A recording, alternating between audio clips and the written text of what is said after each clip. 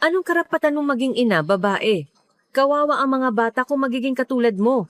Ang mga salitang ito ay hindi galing sa isang estranghero, kundi sa kanyang biyenan, isang babaeng Aleman. Inakala ni Johanna, isang babaeng Aleman, na pagkatapos ng kasal ay hahakbang na siya sa landas ng kaligayahan, ngunit dahil sa kanyang biyenan ay nahulog siya sa impyerno. Ang mas nakakainis ay hindi Pilipino ang kanyang biyenan, kundi Aleman. Alam mo ba, mayroon ding mga biyenan na sikat sa pagiging masama sa Germany. Sa huli, tumakas siya kasama ang dalawa niyang anak patungo sa Pilipinas.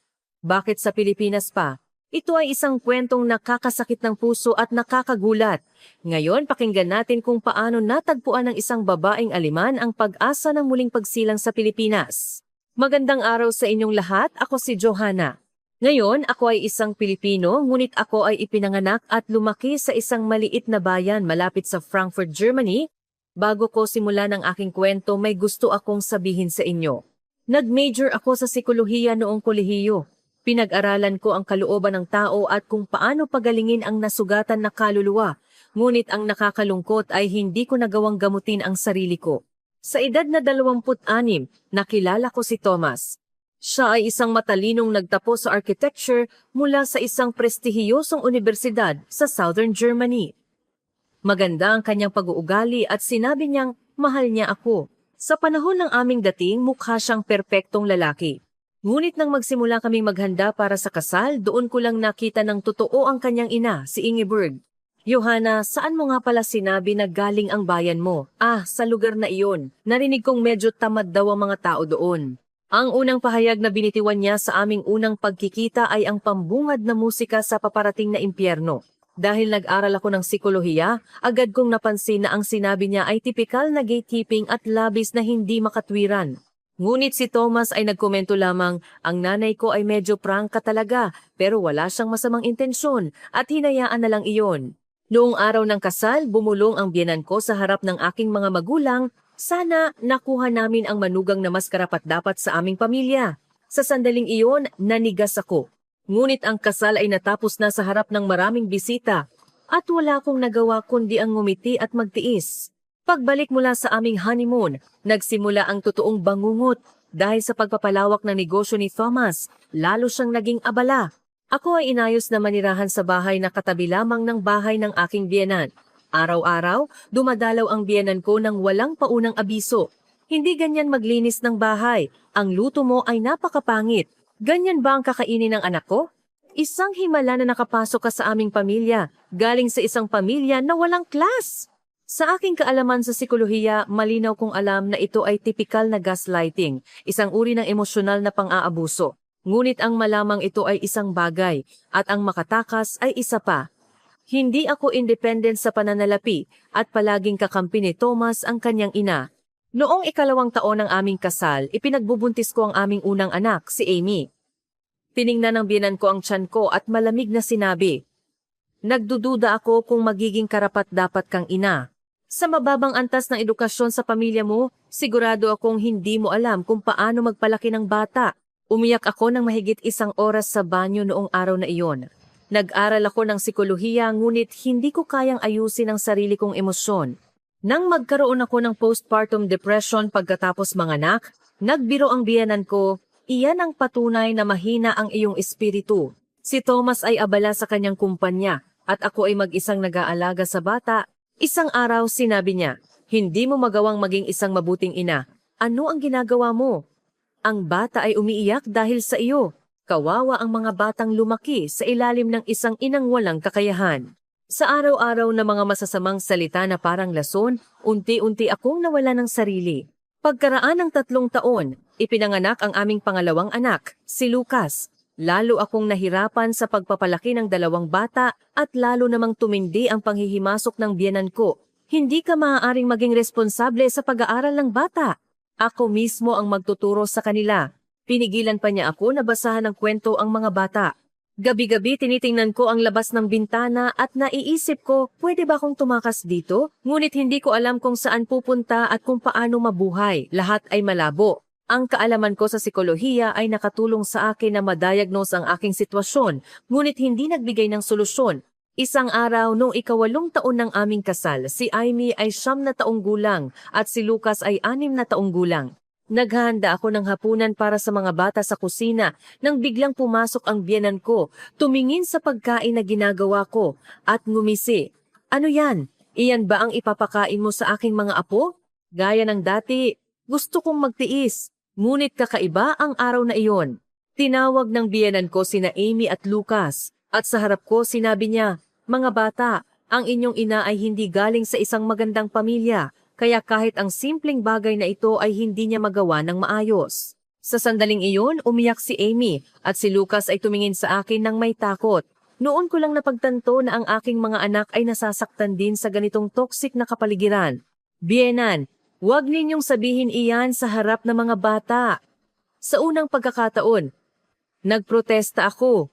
Ngunit nagbiro ang biyenan ko, "Ano? Naglakas loob kang sumagot? Ano ba ang ambag mo sa bahay na ito?" Noong gabing iyon, mag-isa akong nakaupo sa sahig ng banyo, yakap ang aking mga tuhod at umiyak ng matagal. Pakiramdam ko, hindi ko na kaya. Hindi ko alam kung gaano pa katagal ako magtitiis. Ngunit ang paghinga ng mga bata mula sa silid ay nagpabalik sa akin.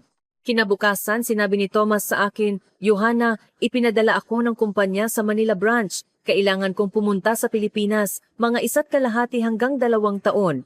Mahirap kung ako lang ang pupunta. Sana sumama ang buong pamilya." Hindi ko masyadong alam kung nasaan ang Pilipinas. Basta alam ko na lang na may Filipino teleserye at halo-halo doon. Gaano katagal? Mga 1.5 hanggang 2 taon? Mag-isa ka lang ba? Sa sandaling iyon, biglang tumibok ang puso ko. Maaari akong umalis sa bansa na ito. Maaari akong lumayo sa aking biyenan. Agad akong sumagot, "Sasama ako. Isasama ko rin ang mga bata." Nagulat si Thomas, ngunit sa huli ay pumayag siya. Nang sabihin namin ang balita sa biyenan ko, nagalit siya gaya ng inaasahan. "Dadalhin mo ang aking mga apo sa malayong lugar. Sa palagay mo, kaya mong palakihin ng maayos ang mga bata sa isang estranghero na bansa, ikaw na inang walang kakayahan?"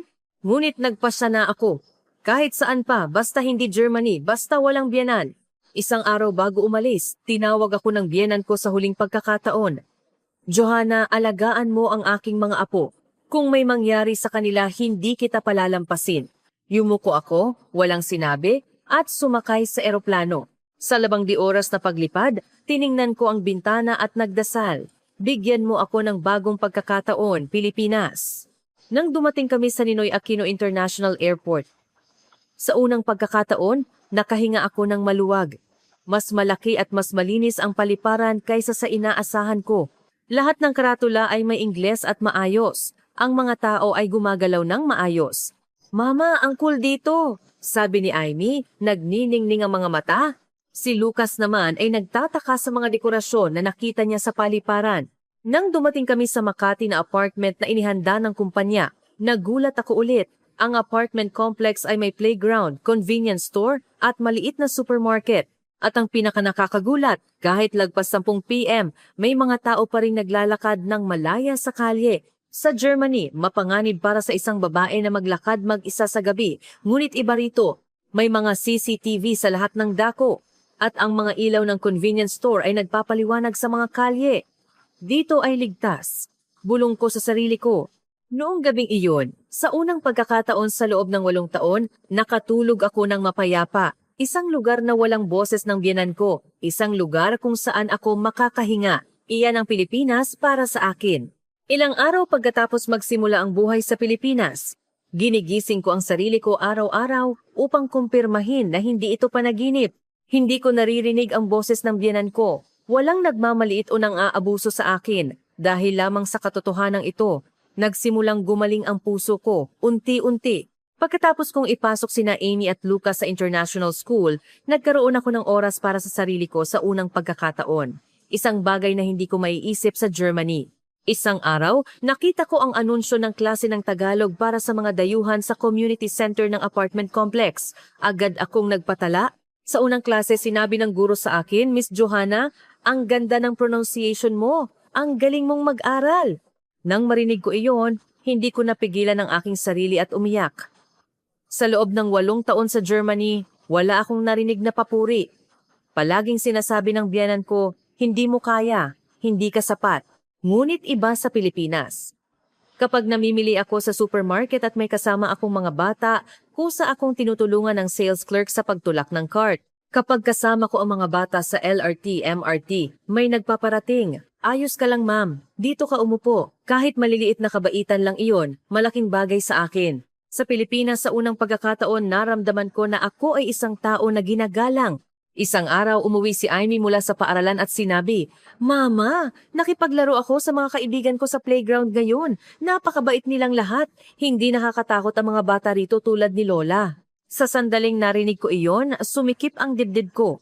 Nasasaktan din pala ang mga anak ko dahil sa toxicity ng aking biyenan sa Germany. Noon ko lang talaga ito napagtanto.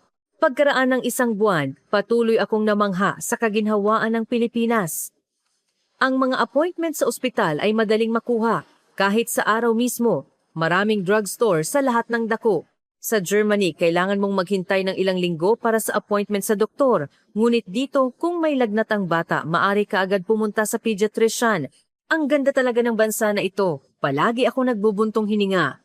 Ang LRT, MRT ay nasa oras. At ang real-time na pagpapakita ng oras ng pagdating ay mabilis.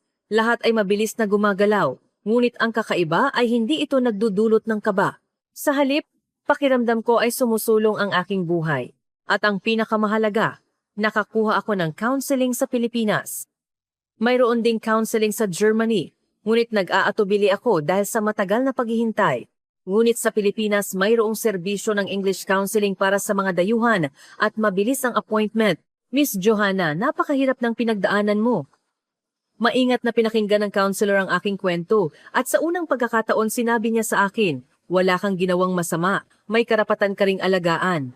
Nang marinig ko iyon, umiyak ako ng malakas. Nag-aral ako ng psikolohiya ngunit hindi ko nagawang alagaan ang sarili ko. Nahihiya ako, ngunit sa parehong oras, naramdaman ko ang pag-asa. Naramdaman ko na maaari akong magsimulang muli ngayon. Sa proseso ng counseling, unti-unti kong nabawi ang aking self-esteem. Ako ay isang tao na may halaga, hindi ako masamang ina. Araw-araw, sinasabi ko ito sa sarili ko habang nakatingin sa salamin. Naging masayahin din ang mga bata. Nagkaroon ng kaibigan si Amy sa paaralan at si Lucas naman ay nag-ensayo sa taekwondo gym at nagkaroon ng tiwala sa sarili. Mama, sabi ng coach ko, ang galing kong sumipa ngayon. Sa tuwing masayang sinasabi iyon ni Lucas, iniisip ko na tamang desisyon talaga ang pumunta sa Pilipinas. Si Thomas ay abala pa rin ngunit hindi bababa sa walang biyenan at ang kapaligiran sa bahay ay payapa. Gabi-gabi nanonood kami ng Filipino teleserye kasama ang mga bata at tumatawa ng malakas. Sa weekends, naglalakad kami sa SM Mall of Asia o sa Manila Bay. Ang ganda talaga ng Pilipinas. Naisip ko habang naglalakad sa tabi ng dagat. Dito, kaming dalawa ng mga bata ay dapat maging masaya. Ngunit ang kaligayahan na iyon ay hindi nagtagal. Isang araw pagkatapos ng 1.5 taon, umuwi si Thomas at sinabi, Johanna, inutusan ako ng kumpanya na bumalik sa headquarters. Kailangan nating bumalik sa Germany bago sa susunod na buwan. Sa sandaling iyon, parang tumigil ang puso ko. Bumalik sa Germany? Tiningnan ko si Thomas nang may di makapaniwalang ekspresyon. Hindi maiiwasan ang sitwasyon ng kumpanya. Emergency recall ng headquarters, kalmadong sinabi ni Thomas. Ngunit para sa akin, parang hatol na kamatayan. Gusto kong manatili rito, sabi ko nang nanginginig ang boses. Bumuntong hininga si Thomas. Johanna, ang bahay natin ay nasa Germany. Siyempre, kailangan nating bumalik. Siyempre? Para sa akin, hindi ito siyempre. Ang Pilipinas ay hindi lamang isang banyagang bansa para sa akin. Ito ang lugar kung saan ako nagkaroon ng pagkakataong mabuhay bilang isang tao sa unang pagkakataon. Ito ang lugar kung saan nakangiti ang aking mga anak. Ngunit hindi ako independent sa pananalapi. Wala akong pagpipilian. Sa huli, sumakay kami ng mga bata sa eroplano pabalik sa Germany. Sa 12 oras na paglipad, nakatingin lang ako sa bintana, pakiramdam ko, nahuhulog ako sa bangin. Pagdating sa Frankfurt Airport, agad kaming sinalubong ng biyenan ko. Mama! Masayang bati ni Thomas. Ngunit nakatingin ang biyenan ko sa akin. Umuwi ka na matapos kang manirahan sa Pilipinas ng ilang buwan. Nagbago ka ba ng kaunti?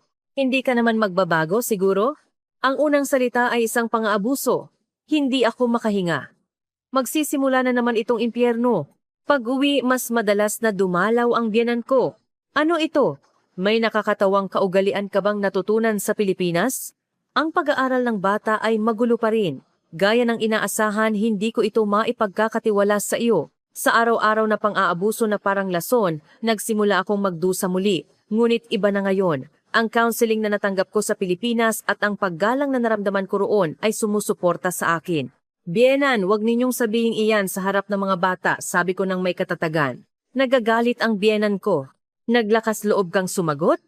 Naging bastos ka pagdating mo sa Pilipinas. Mula noon, lalong lumala ang atake ng bienan ko. Si Thomas ay palaging kakampi ng kanyang ina. Naramdaman ko muli ang kalungkutan.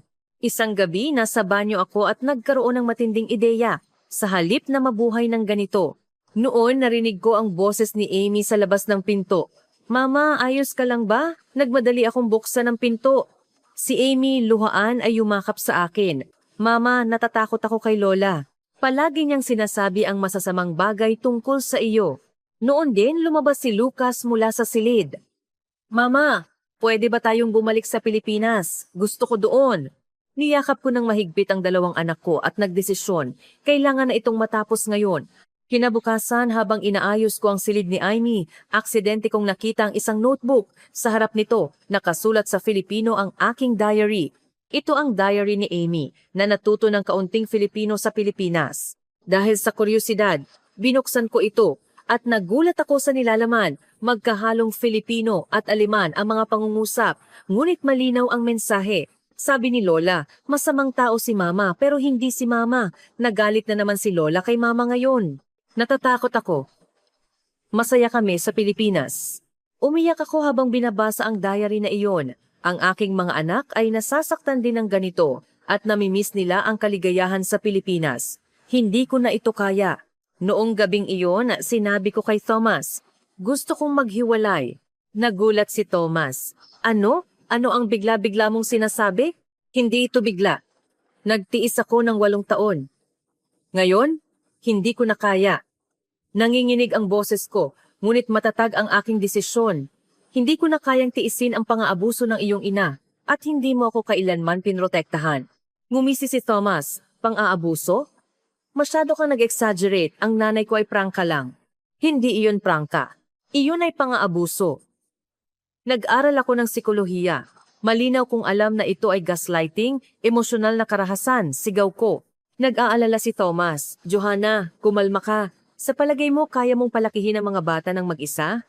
Ang pangungusap na iyon ay dati kong ikinatakot. Ngunit iba na ako ngayon. Kaya ko. Nag-isa akong nabuhay nang maayos sa Pilipinas. Nang malaman ng biyenan ko ang balita, pumunta siya sa akin at may panunuya. Pupunta ka sa Pilipinas? Sa palagay mo, mabubuhay ka roon, ikaw na ganyan. Ngunit hindi na ako natinag. Kaya ko. At sasama sa akin ang mga bata. Pagkatapos ng ilang buwang legal na labanan, nagkasundo kami ni Thomas. Diborsyo, settlement ng ari-arian, at ang custody ng mga bata ay sa akin. Si Thomas, dahil sa pagiging abala sa trabaho, ay walang malalim na relasyon sa mga bata. Ang pinakamahalaga, malinaw na sinabi ni na Amy at Lucas, gusto naming tumira kasama si Mama.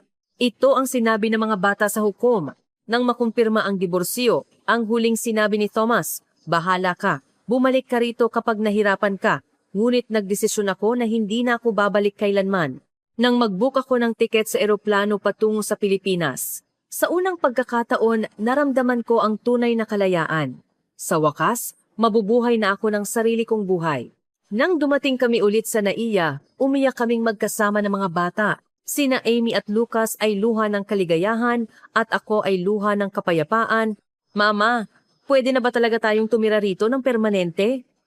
Tanong ni Lucas. Mahigpit na nakahawak sa kamay ko. Oo, mula ngayon ang bahay natin ay narito, sagot ko nang may kumpiyansa. Sa pagkakataong ito, hindi ito quarters ng kumpanya, kundi isang maliit na apartment na ako mismo ang naghanap. Nasa isang tahimik na lugar ito sa Quezon City, malapit sa paaralan at supermarket. Ang pinakamahalaga, napakaligtas. Sa settlement ng diborsyo at sa naipon kong pera sa Germany, makakaya kong mabuhay ng pansamantala. Ngunit sa pangmatagalan, Kailangan kong magtrabaho. Mayroon akong Aleman at Ingles. At may background ako sa psikolohiya. Nagsimula ako ng trabaho sa pagsasalin para sa mga Aleman o dayuhan na nakatira sa Pilipinas. Sa simula, maliliit na proyekto lang pagsasali ng mga dokumento, pagsama sa ospital at pagtulong sa mga transaksiyon sa gobyerno. Ngunit habang kumakalat ang aking reputasyon, lalong dumami ang trabaho. Malaking tulong talaga si Miss Johanna. Salamat po. Sa tuwing nagpapasalamat ang client, naramdaman ko ang sense of achievement. Isang damdamin na hindi ko naramdaman kailanman sa Germany. May ginagawa akong mahalaga. Nakakatulong ako sa isang tao. Mabilis ding umangkop ang mga bata. Si Amy ay nagkaroon ng mga kaibigan sa international school at gumaling din ang Filipino niya. Si Lucas naman ay nag-ensayo sa taekwondo gym at nag-ensayo ng seryoso na may layuning black belt. Mama, sabi ng coach ko ngayon, napakagaling ko. Sa tuwing ipinagmamalaki ni Lucas ang sarili, umiinit ang puso ko. Sa Germany, dahil sa biyenan ko, bumagsak ang self-esteem ng mga bata, ngunit iba na sa Pilipinas. Sila ay namumulaklak. Pagkatapos ng isang taon sa Pilipinas, gumawa ako ng isang malaking desisyon. Gusto kong maging isang naturalized Filipino citizen. Mama, pwede rin ba kaming maging Pilipino? Nang tanungin iyon ni Amy, napagtanto ko na gusto ring manirahan ng mga bata sa Pilipinas. Agad akong pumunta sa Bureau of Immigration. Ang staff ay magiliw na nagpaliwanag ng proseso. Ang general naturalization ay nangangailangan ng pagtira sa Pilipinas ng 5 taon o higit pa at pagpasa sa pagsusulit sa Filipino na wika at kasaysayan ng Pilipinas. Hindi ito madali, ngunit hindi ako sumuko. Araw-araw, binubuksan ko ang aking Filipino textbook at nagbabasa ng mga aklat tungkol sa kasaysayan ng Pilipinas. Ganyan pala. Ang galing talaga ng Pilipinas. Sa proseso ng pag-aaral ng kasaysayan, mas naintindihan ko ang bansang ito, isang bansa na umunlad mula sa mga guho ng digmaan, ang mga taong nakipaglaban para sa demokrasya at ang mga mamamayan na nagmamahal sa kultura. Gusto kong maging miyembro ng bansang ito. Mahirap ang paghahanda para sa Filipino exam. Lalo na ang grammar ay mahirap at hindi rin madali ang pronunciation. Ngunit ang aking mga guro at kaibigan sa Filipino class ay sumuporta sa akin. Miss Johanna, ang laki ng improvement mo. Halos native ka na. Sa tuwing nakakarinig ako ng papuri, lalo akong nagsisikap. Sa loob ng 8 taon sa Germany, wala akong narinig na papuri, ngunit iba sa Pilipinas. Kinikilala ng mga tao ang aking pagsisikap at natutuwa sila sa aking pag-unlad. Nang papalapit na ang araw ng pagsusulit, kinabahan ako. Ngunit sinuportahan ako nina Amy at Lucas. Mama, kaya mo yan. Naniniwala kami sa iyo. Dala ang paghihikayat ng mga bata, pumasok ako sa testing center. Pagkaraan ng ilang linggo, umiyak ako ng malakas nang matanggap ko ang notice ng passing. At sa wakas, natanggap ko ang notice ng approval para sa aking naturalization application. Sa oath-taking ceremony na inorganisa ng Bureau of Immigration, tumingin ako sa watawat ng Pilipinas at hindi ko napigilan ang pagluha. Ako, si Johanna, ay taimtim na nanunumpa na tutuparin ko ang mga obligasyon ng isang mamamayan ng Republika ng Pilipinas. Nanginginig ang boses ko habang nanunumpa, ngunit matatag. Ngayon, ako ay legal na isang Pilipino. Nang lumabas ako na may hawak na Philippine passport, tumakbo sina Amy at Lucas at yumakap sa akin. Mama, congratulations! Pilipino ka na talaga! Mahigpit kong niyakap ang mga bata at sinabi, maaari na tayong tumira rito ng totoo ngayon. Noong gabing iyon, nagdaos kami ng maliit na selebrasyon kasama ang mga bata. Nag-order kami ng lechon kawali at halo-halo. Tumawa at naglaro kami. Ito ay isang sandali ng kaligayahan na hindi ko maiisip sa Germany. Pagkatapos kong maging Pilipino, lalong naging matatag ang aking buhay. Lalo pang dumami ang trabaho sa pagsasalin. Nagsimula rin ako magboluntaryo sa counseling para sa mga expatriate at OFWs. Teacher Johanna, malaking pasasalamat po. Gumaan po ang loob ko dahil sa inyo. Sa tuwing nagpapasalamat ang client, naramdaman ko na gumagawa ako ng isang bagay na talagang makabuluhan. Ito ang sandali na sa wakas ay nagniningning ang aking kaalaman sa psikolohiya. Ngunit ang pinakamahalaga, masaya kaming magkasama ng mga bata. Si Amy ay naging class president sa paaralan at si Lucas ay nanalo ng bronze medal sa taekwondo competition. Mama, may medal ako. Nang buong pagmamalaking ipinakita ni Lucas ang medal, sinabi ko, ipinagmamalaki kita. Ang galing mo talaga. Ang mga salitang hindi kailanman sasabihin ng aking biyenan. Noong gabing iyon, tiningnan ko ang labas ng bintana at naisip ko, ang Pilipinas ay naging pangalawang bayan ko. Hindi, marahil ito ang tunay na unang bayan ko. Hindi ko kailanman naramdaman ang kaginhawaan ng bahay sa Germany, ngunit iba rito, ligtas ang pumunta sa convenience store sa gabi. Maaari kang pumunta agad sa doktor kapag nagkasakit. Nagkikipag-ugnayan ng mga tao sa isa't isa ng may kabaitan. Mahal na mahal ko ang Pilipinas. Isang araw, pagkatapos ng 2 taon na paninirahan sa Pilipinas, nakatanggap ako ng email mula sa isang estranghero na address. Ang sender ay ang aking biyenan, si Ingeborg. Agad akong nanigas. Ano ito? Magmumura na naman ba siya? Ngunit ang subject ng email ay hindi inaasahan. Johanna, pwede mo ba akong tulungan? Binuksan ko ang email nang nanginginig ang mga kamay. Nakakagulat ang nilalaman. Johanna, mahirap para sa akin ang isulat ang liham na ito. Ngunit may gusto akong sabihin. Noong bata ako, ganito rin ang pakikitungo sa akin ng biyenan ko. Araw-araw akong binaliwala, inabuso, at sinabihan na wala akong halaga. Noong panahong iyon, inakala ko na iyon ay normal, kaya ginawa ko rin iyon sa iyo. Ngayon lang ako nakarating sa realization kung gaano ako nagkamali. Tama ka, inabuso kita, at nasaktan ko rin ang aking mga apo. Ngayon, nag-go-good ako sa counseling pero mahirap makahanap ng magaling na counselor sa Germany. Naalala ko na nag-aral ka ng psikolohiya. Maaari mo ba akong tulungan? Binasa ko ang liham ng paulit-ulit. Hindi ako makapaniwala. Ang dominant at malamig na biyenan ay umamin sa kanyang pagkakamali. Napuno ako ng magkahalong damdaming galit, kalungkutan at nakakagulat, habag. Siya rin ay biktima. Siya rin ay isang taong nasugatan. Noong gabing iyon, hindi ako makatulog. Niyakap ako ni Amy at nagtanong, Mama, bakit ka mukhang malungkot? Sinabi ko kay Amy na nagpadala ng email si Lola para humingi ng tawad at tulong. Nag-isip si Amy sandali at sinabi, Mama, magdesisyon ka. Nandito kami para sa iyo. Ang mga salitang iyon ay nagbigay sa akin ng lakas. Pagkatapos ng ilang araw ng pag-iisip, sumagot ako. Ingeborg, natanggap ko ang iyong email. Kailangan ko ng oras upang tanggapin ang iyong tawad, ngunit dahil humingi ka ng tulong, bibigyan kita ng payo bilang isang professional. Ipadadala ko sa iyo ang listahan ng mga mahusay na counseling center sa Germany.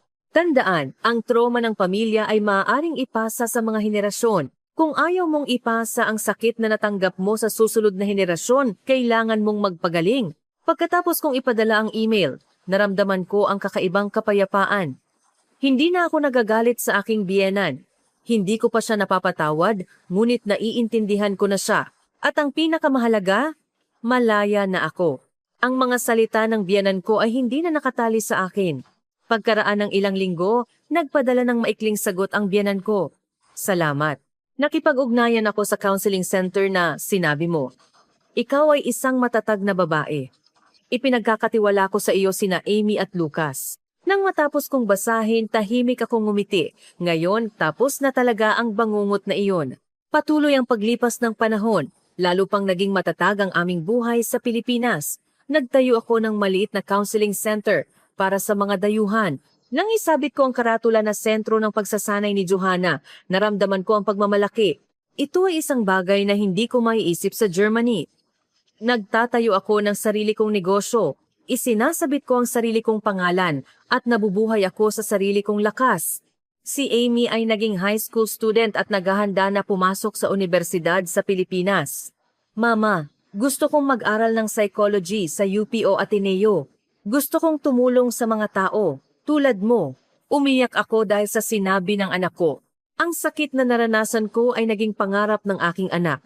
Si Lucas na may pangarap na maging taekwondo player ay nag-ensayo ng seryoso. Mama, sasali ako sa Olympics sa hinaharap. Dapat nandoon ka para panoorin ako. Siyempre! Sisigaw ako para sa iyo. Pangako ko sa mga bata. Tuwing weekend, pumupunta kami sa Manila Bay o Luneta Park, bumibili ng lechon, kawali at beer, at nag-iinom habang nag-uusap sa tabi ng dagat. Mama, ang galing talaga na pumunta tayo sa Pilipinas, sabi ni Amy sa tuwing nagsasalita siya, at tumango ako. Oo, ganoon din ang pakiramdam ni Mama. Minsan, namimiss ko ang aking mga magulang sa Germany, ngunit ayaw ko nang bumalik sa Germany dahil ang bahay ko ay narito. Sa Pilipinas, ang kaligtasan at kabaitan ng Pilipinas. ay nagligtas sa aking buhay. Dito, sa unang pagkakataon, ako ay naging isang taong ginagalang. Ang aking buhay na gumuho sa Germany dahil sa mga pang-aabuso ng aking biyenan ay muling namulaklak sa Pilipinas. Ang pagkuha ng Philippine citizenship ay ang pagbawi ng aking self-esteem. Ngayon, nagtatrabaho ako sa counseling center, kumakain ng hapunan kasama ang mga bata at nanonood ng Filipino teleserye. Ito ay isang ordinaryong buhay, ngunit ito ay isang himala ng kaligayahan para sa akin. Ang mga bagay na ito ay hindi ko kailanman magkakaroon sa Germany. Ang Pilipinas ay naging pangalawang bayan ko. Hindi, ang tunay na unang bayan ko. Gabi-gabi natutulog ako ng may pasasalamat. Salamat sa bansang ito. Salamat sa lipunan na ito. Salamat sa lahat ng taong tumanggap sa akin. At salamat sa aking mga anak. Salamat sa kanilang tapang na sabihin, Mama, pumunta tayo sa Pilipinas. Ngayon, maaari kong sabihin ng may kumpiyansa. Ako si Johanna, isang mapagmataas na Pilipino. Pagkatapos ng 3 taon sa Pilipinas, unti-unting sumikat ang aking counseling center. Hindi lang dayuhan ang pumupunta sa akin, kundi pati na rin ang ilang Pilipino. Teacher Johanna, na-relate ako sa karanasan mo. Isang babaeng Pilipino ang nagsabi sa akin na mayroon din siyang katulad na problema sa biyenan. Pagkatapos niyang marinig ang aking kwento, nagkaroon siya ng lakas ng loob na magpa-counsel. Akala ko ako lang ang nakakaranas nito. Pagkatapos kong marinig ang kwento mo, naramdaman ko na hindi ako nag-iisa. Sa sandaling iyon, napagtanto ko na ang aking pagdurusa ay hindi walang kabuluhan. Ito ay naging lakas upang tulungan ang iba. Si Amy ay nakapasa sa psychology program ng UP ayon sa kanyang kagustuhan. Sa unang araw ng kanyang college, suot ang kanyang uniform. Nagniningning ang kanyang mga mata habang sinasabi, Mama, gusto kong maging katulad mo. Niyakap ko ang aking anak na babae. Napuno ang aking puso ng pagmamalaki. Si Lucas naman ay nagkaroon ng magandang resulta sa taekwondo at napili bilang alternate para sa youth national team. Mama, sabi ng coach, may chance akong sumali sa Asian Youth Championship. Nang makita ko ang kasabikan ng aking anak, naalala ko ang mga salita ng aking biyenan sa Germany na sinasabing kawawa sila. Ngayon, hindi na kawawa ang aking mga anak. Sila ay nagniningning. Isang hapon, may dumating na espesyal na bisita sa counseling center. Siya ay isang babaeng Aleman. Teacher Johanna, nagpakasal din ako sa isang Pilipino. Pero ang biyenan ko, ang kanyang kwento ay medyo katulad ng aking dating sitwasyon. Maingat kong pinakinggan ang kanyang sinasabi at pagkatapos ay ibinahagi ang aking karanasan. May isang bagay kang dapat tandaan. Mayroon kang karapatan na pumili. Maari mong piliin na umalis o maari mong piliin na manatili at lumaban. Ngunit anuman ang piliin mo, kailangan mong alagaan muna ang sarili mo. Nang matapos siyang makinig, lumuha siya. Salamat po, teacher. Naramdaman ko ang lakas dahil may taong nakakaintindi sa akin. Pagkatapos niyang umalis, tumayo ako sa harap ng bintana at tiningnan ang skyline ng Metro Manila. Ang mga gusali ay nakatayo sa malayo. Ang sunset ay nagkulay orange at pula sa kalangitan. Ang lungsod na ito ang nagbigay sa akin ng bagong buhay. Ang bansang ito ang tumanggap sa akin at nagpabangon sa akin. Sa weekend, dinala ko sina Amy at Lucas sa Tagaytay. Naglakad kami sa lumang kalye, kumain ng bulalo, at tiningnan ang Taal Volcano sa malayo. Mama, ang ganda rito, sabi ni Amy. Oo, ang ganda ng Pilipinas sa lahat ng dako, sagot ko. Hindi lang maganda ang tanawin, maganda rin ang puso ng mga tao. Pauwi, biglang nagtanong si Lucas. Mama, nagsisi ka ba? Umalis sa Germany at pumunta sa Pilipinas? Hindi ako nag-atubili na sumagot. Kailanman, ang pagpunta sa Pilipinas ang pinakatamang desisyon na ginawa ko sa buong buhay ko. Noong gabing iyon, sumulat ako ng isang mahabang email sa aking mga magulang sa Germany. Sinabi ko sa kanila na masaya ako sa Pilipinas at malusog at masaya ang mga bata, mama at papa. Ang Pilipinas ay talagang isang magandang bansa. Ang mga tao rito ay mainit at mabait. At ang lipunan ay ligtas at maginhawa. Natagpuan ko ang lugar na para sa akin. Pagkaraan ng ilang araw, sumagot ang aking ina. Mahal naming Johanna, natutuwa kaming makita na masaya ka. Kahit malayo ka sa amin, sinusuportahan namin ang iyong desisyon. Ikaw ay isang matapang na babae. Nang basahin ko ang liham, lumuha ako ulit, ngunit luha ito ng kaligayahan. Sa ikalimang taon ng aking paninirahan sa Pilipinas, naging matatag na ang aking buhay. Ang counseling center ay umunlad at nag-hire pa ako ng isang assistant. Si Amy ay nag-aral ng mabuti sa universidad at sumali sa psychology club. Si Lucas ay sumali sa Asian Youth Taekwondo Championship at nanalo ng silver medal. Mama, tingnan mo, isinabit niya ang medal sa leeg ko.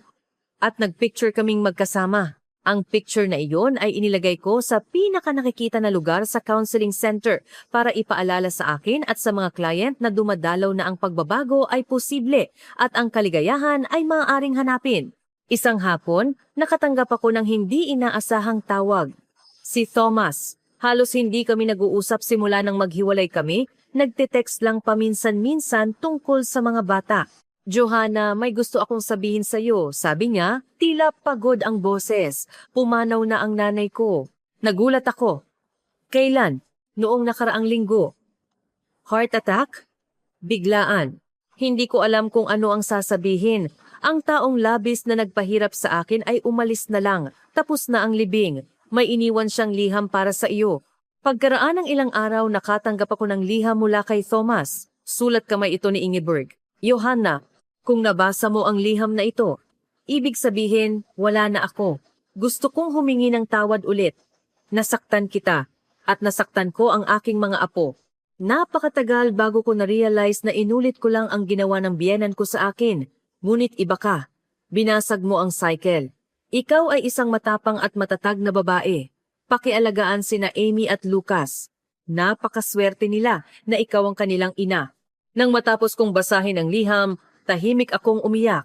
Hindi dahil sa kalungkutan, kundi dahil sa pag-iwan sa nakaraan. Tapos na talaga ang bangungot. Inilagay ko ang liham sa pinakatuktok ng aking drawer. Pagkatapos, lumabas ako sa counseling center at naglakad sa mga kalye ng Maynila. Nadaanan ko ang pamilyar na convenience store at ngumiti sa akin ang clerk bilang pagbati. Nadaanan ko ang paborito kong karinderiya at magiliw na nagtanong ang may-ari kung gusto ko ng take-out. Nadaanan ko ang parke at nakita ko ang mga matatanda na nagta-tai chi at ang mga bata na naglalaro. Ito ang aking buhay. Ang aking lungsod. Ang aking bahay. Pagdating ng gabi, kumain kami ni Amy at Lucas sa bahay. Mama, mukhang masaya ka ngayon, sabi ni Amy. Oo, dahil masaya ako, ngumiti ako ng totoo. Alam niyo ba, minsan ang pinakamalaking tapang sa buhay ay hindi ang pagtitiyaga, kundi ang pagpapakawala. Ang pagpapakawala sa mga taong sumasakit sa iyo at ang pagpapatuloy sa paghahanap ng kaligayahan na para sa iyo. Tumango si Lucas, tila nag-iisip. Mama, ikaw ang hero ko. Noong gabing iyon, tumayo ako sa balcony at tiningnan ang Manila skyline sa gabi. Sa bawat ilaw ng bahay, mayroong isang kwento. At ang kwento ko ay tungkol sa muling pagsilang, tungkol sa tapang, tungkol sa paghahanap ng tunay na bahay sa isang banyagang lupain. Ang Pilipinas ang nagbigay sa akin ng pangalawang pagkakataon at ginawa akong isang mas mahusay na tao. Hindi na ako si Johanna na umiiyak sa harap ng aking biyenan sa Germany. Ako si Johanna na nakatayo sa Maynila na may pagmamalaki na sinasabing ako ay isang Pilipino. Ang aking kwento ay nagsasabi sa lahat na anuman ang hirap ng inyong sitwasyon ngayon, may posibilidad na magbago. Hanggat may tapang kang gumawa ng unang hakbang, may chance kang makitang iyong liwanag. At natagpuan ko ang aking liwanag sa Pilipinas. Huminga ako ng malalim. Ipinikit ang mga mata. Ito ang amoy ng kalayaan. Ang amoy ng kaligayahan. Ang amoy ng tahanan. Sa aking puso, sinabi ko, Salamat Pilipinas. Salamat sa pagbibigay sa akin at sa aking mga anak ng tunay na tahanan. Mula ngayon saan man ako magpunta, ipagmamalaki kong sasabihin, ako si Johanna. Ako ay isang Pilipino. Ito ang aking kwento, ang kwento ng isang babaeng Aleman na muling nabuhay sa Pilipinas.